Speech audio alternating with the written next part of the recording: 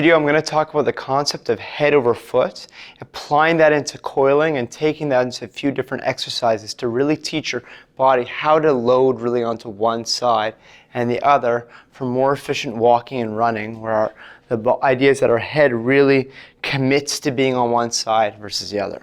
So what I'm going to do to start with is I'm going to place my fists together, and I'm going to bring one of my elbows into my back pocket over here. So elbow is tight to the side, like I'm really squeezing down and back, which is going to create a side bend, and then I want to rotate my chest bone over to the right. So really my head is over this side, nose over toes, so I'm like beyond the base here. Not too much, but just enough that I'm elbows wide and this, like wide and pulled apart, and feeling the lat here.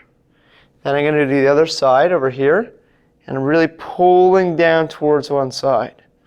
So I should really feel like I'm side bending and rotating over, pulling. Now the weight is not on my right leg, it's more over my left leg.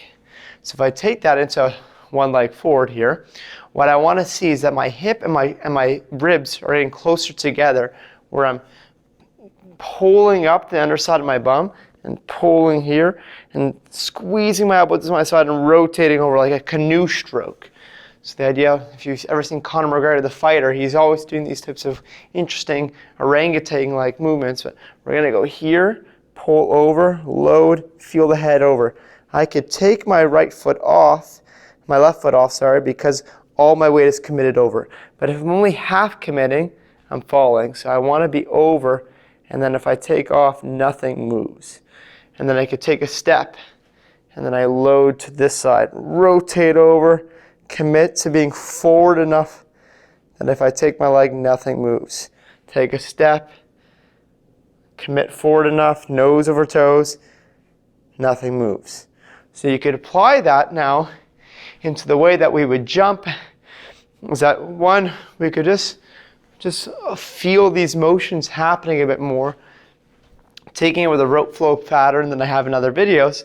But now if I'm going to do some sort of jumping activity, what I want to really do is feel myself, again, if I was here, but now I would just separate my hands, my wrist is cocked up. This is how I would be, a sprinter. I'm really loaded over, and then I'm using my arms. So that was bad, I have to concentrate. So I want to be here, and then I land over, and I land over. So my zipper, my chest, everything is turning over. So whether or not I can go forward and backwards, or I can really go more laterally to the side here and to the side here. So that I'm not just doing, oftentimes people run and they're very much elbows forward, but naturally when we walk and run, there's this idea of my hands crossing, more so when we run, the arms cross midline, which creates this rotation through our rib cage. So we want to see that when we run, I'm here. Land and stick. 1, 2, 3. Land and stick. And I come back across. And so we could take this into other activities where, for example, in baseball, if I was loading up, I really want to squeeze down here so that everything is compressed.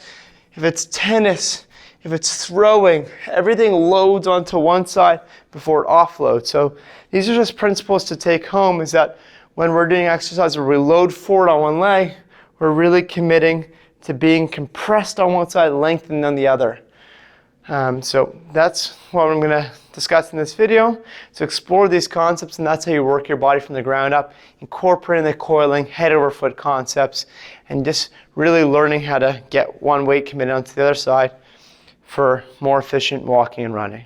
Give it a shot, let me know.